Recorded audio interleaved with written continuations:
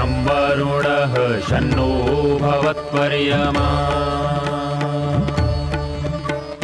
शन्न इन्द्रो बृहस्पतिः शन्नो विष्णुरुक्रमः ॐ शान्ति शान्ति शान्तिः।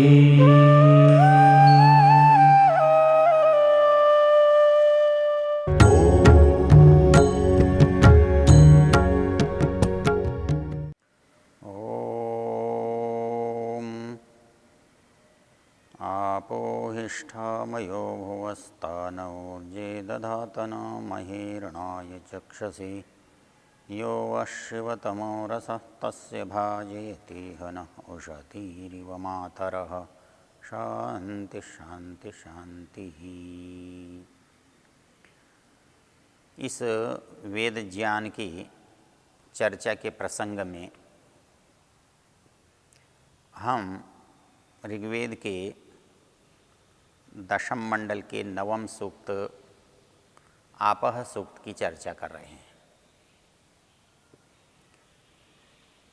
जल हमारे लिए जीवन है, इसलिए जीवन का देने वाला होने से इसको हम जल कहते हैं। संसार में चाहे वनस्पति हों, चाहे प्राणी हों, चाहे मनुष्य हो, सबका जीवन जल पर निर्भर करता है। जल सृष्टि का अमूल्य महत्वपूर्ण घटक है, तत्व है। इसलिए वेद जहाँ और सब पदार्थों का हमसे परिचय कराता है, उनके गुणों से हमको अवगत कराता है, तो उसी प्रकार वेद ने जल के गुणों से, जल के लाभों से भी परिचित कराया है। हमने कल देखा कि ये जो जल है, आपोहिष्ठा मयो भुवः, ये सुख देने वाला है, बल देने वाला है। ऊर्जे दधातन महेरणाय, ये उत्कर्ष, रमणीयता, सौंदर्य का दर्शक है, प्रदर्शन करने वाला है, अंदर उत्पन्न करने वाला है। उसी तरह से आगे कहता है, यो वः शिवतमो रसः तस्य भाजयतेह नः उषतीरिव मातरः। इस मंत्र का देवता श्रीम्बिठ अम्बरीशः है, ऋषि, देवता आपः, छंद गायत्री।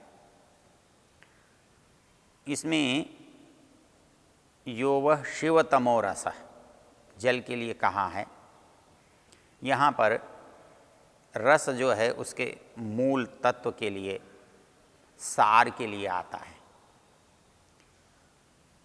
इसके हम जब भी जलों का जो गुण है उसके अंदर सब रस जो हैं जल में ही सम्मिलित होते हैं।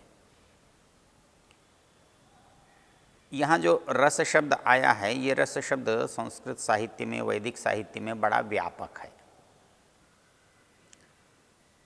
जो हमारे को अनुभव में आता है, परिणाम में, तो हम उसे रस कहते हैं। जो सार है उसे भी रस कहते हैं। जैसे फलों को, गन्ने को, किसी चीज़ को हम निचोड़ते हैं तो निचोड़ के जो चीज़ मिलती है उसे हम रस कहते हैं।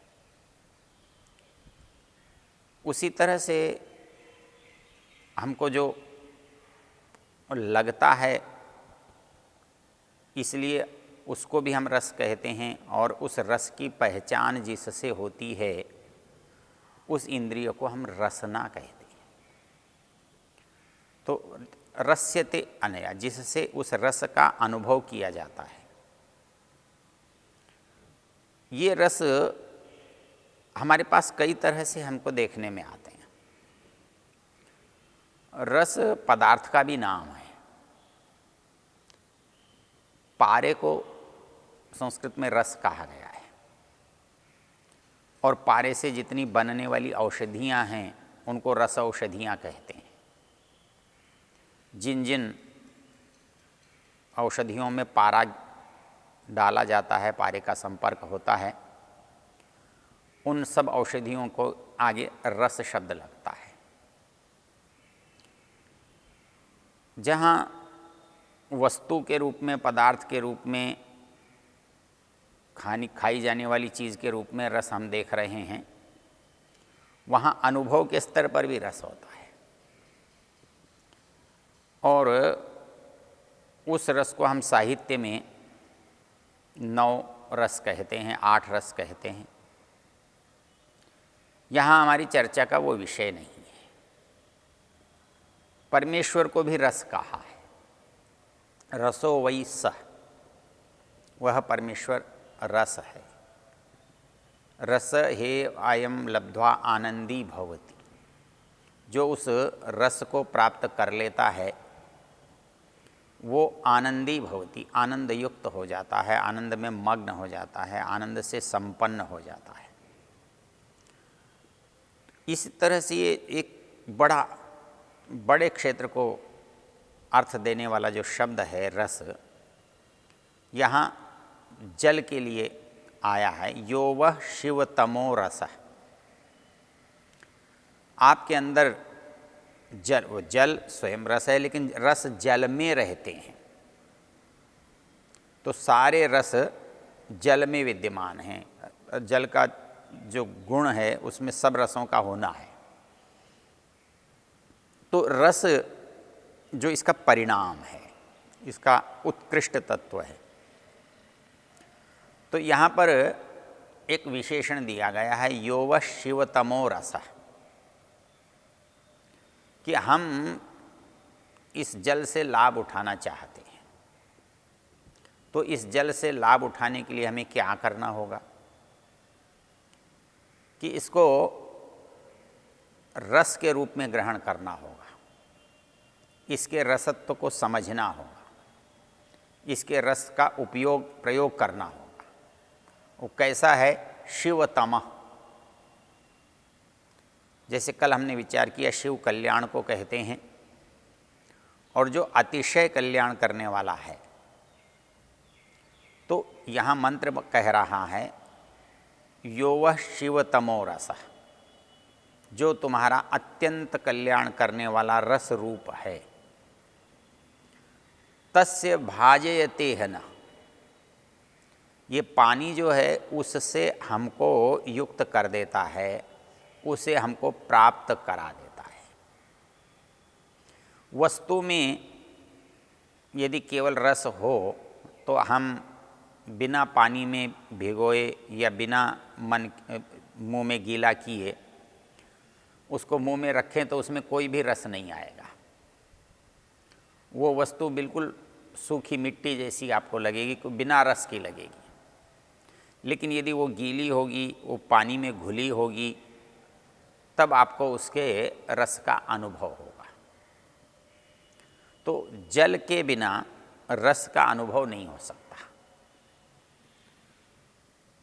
ये समस्त जो पदार्थ संसार में हैं, हम उनका रस लेने के लिए, उनकी रस की प्राप्ति के लिए उनको जलों से संयुक्त कर देते हैं। इसलिए मधुर, लवण, तिक्त, अम्ल, कषाय, कटु जितने भी रस हैं, इन सब की प्रतीति पानी के बिना नहीं हो सकती। और ये रस जो है हमारे शरीर के लिए उपयोगी भी जल के बिना नहीं हो सकता। हमारे शरीर के अंदर जब कोई चीज़ जाती है, कोई द्रव्य अंदर जाता है, चाहे वो भोजन है, चाहे औषध है, चाहे कोई बलवर्धक वस्तु है, कोई फल है, कोई भी पदार्थ प्राकृतिक है, वो हमारे जलीय अंश से मिलने के बाद हमारे अंदर वो उपयोग के लिए योग्य बनता है। जो हमारे जलीय पदार्थ हैं उनसे वो उसके तत्व अवशोषित हो सकते हैं। यदि पदार्थ जलीय न हो, तरल न हो, द्रव न हो, तो उनसे अवशोषण भी नहीं हो सकता। इसलिए यो वः शिवतमो रसः, हमारे यहाँ उस जल का उपयोग करने का विधान किया गया है। भोजन के संबंध में जल के उपयोग की बात करते हुए आयुर्वेद की एक पंक्ति आती है, अत्यंबुपानान्न विपच्यते अन्नम निरंबुपानाच्च सएव दोषः तस्मान्नरो वह्नि विवर्धनाय मुहुर्मुहुर्वारि पिबेद भूरि। जैसे पानी की अधिकता से आग बुझ भी सकती है, लेकिन समुद्र में, जंगल में थोड़ा पानी यदि गिरता है तो आग भड़क भी सकती है। तो ये जो स्थिति हमारी है वो रस हमारे लिए कितना उपयोगी है, तो कहते हैं कि यदि आप बहुत अधिक पानी पी लेंगे, भोजन के साथ पानी की मात्रा अधिक हो जाएगी, तो जो इसके पाचक रस हैं वो व्यर्थ हो जाएंगे, वो घुल करके दुर्बल हो जाएंगे, पाचन क्रिया को चलाने में समर्थ नहीं होंगे। और यही स्थिति निरंबुपाना, बिल्कुल जल नहीं पिएंगे तब भी होगी, तो उस समय भी उसका पाचन नहीं हो सकता। इसलिए शास्त्र ये कह रहा है, अत्यंबुपानान्न विपच्यते अन्नम, अधिक जल पीने से भी भोजन का परिपाक नहीं होता। निरंबुपानाच्च सएव दोष, यदि आप उसको पीते नहीं हैं, बिल्कुल ही नहीं पीते हैं, तब भी वही स्थिति होगी। इसलिए मनुष्य को चाहिए मुहुर्मुहुर्वारि पिबेद भूरि, थोड़ा थोड़ा करके उसे जल का उपयोग करते रहना चाहिए। जल की मात्रा शरीर में सदा बनी रहे, ऐसा यत्न करना चाहिए। हम बहुत बार भूल जाते हैं कि हमारे शरीर में हमें जल की आवश्यकता है। बहुत विकट परिस्थिति होने पर, शरीर के मांगने पर हम जल देते हैं। हम पानी तब पीते हैं जब हमें बहुत अधिक प्यास लगी हुई है, किंतु जल की आवश्यकता तो हर समय बनी हुई है। यदि जल नहीं होगा तो त्वचा में कांति नहीं होगी, रस की अनुभूति नहीं होगी, शरीर में अन्न का पचन नहीं होगा, रस का शोषण नहीं होगा।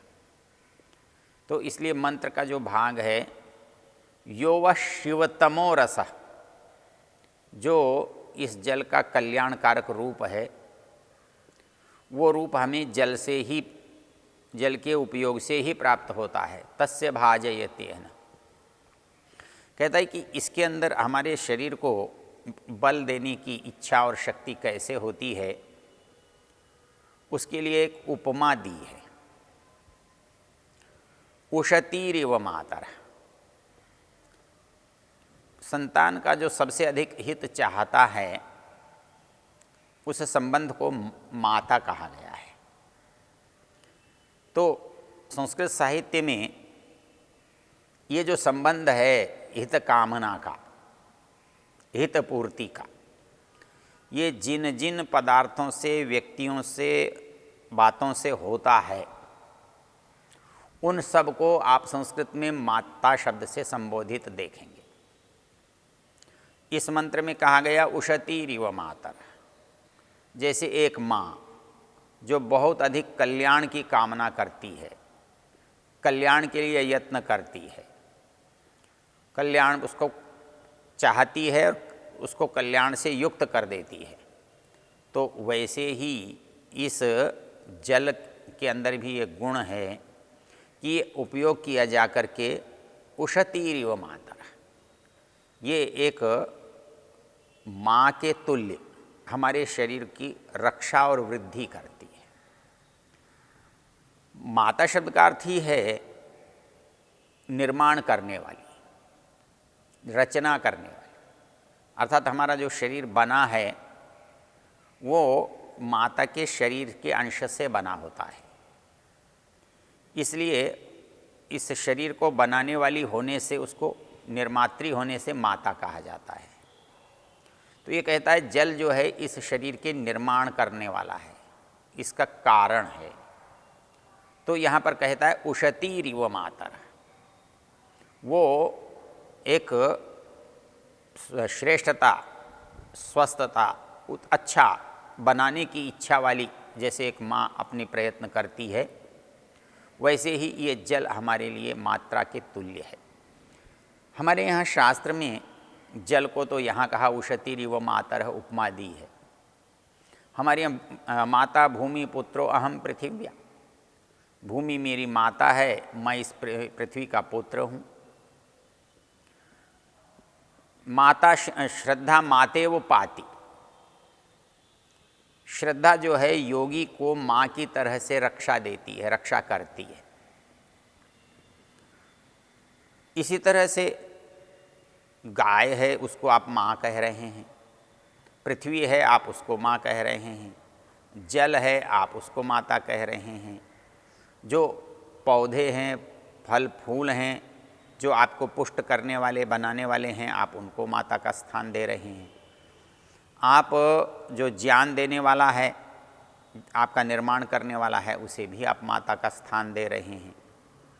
तो हमारे यहाँ एक चिंतन का प्रकार है, चिंतन की एक शैली है।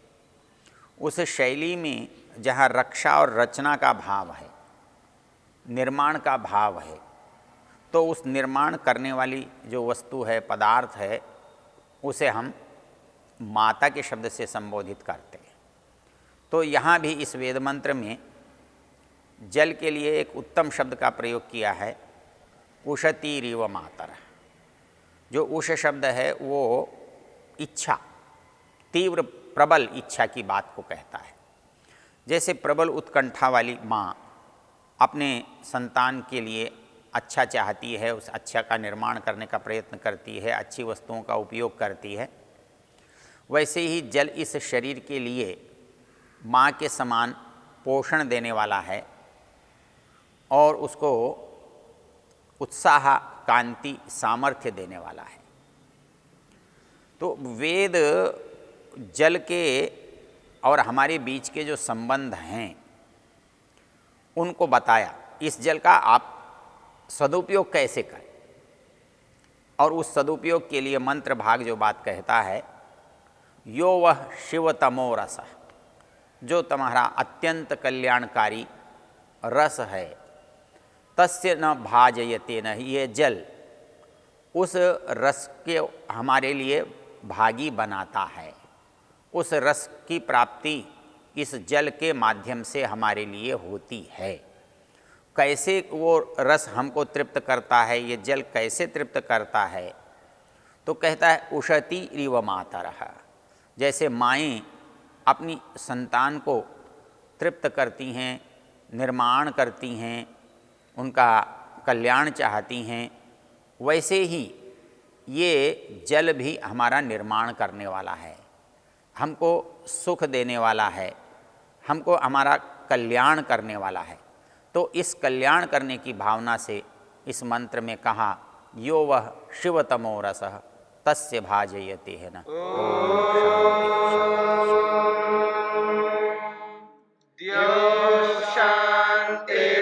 शांतिरंतरिक्षं शांतिर्पृथिवी शांतिरापः शांतिरोषधयः शांतिः वनस्पतयः शांतिर्विश्वे देवा शांतिर्ब्रह्म शांति सर्वं शांति शांतिरेव शांति क्षमा शांतिरेधि।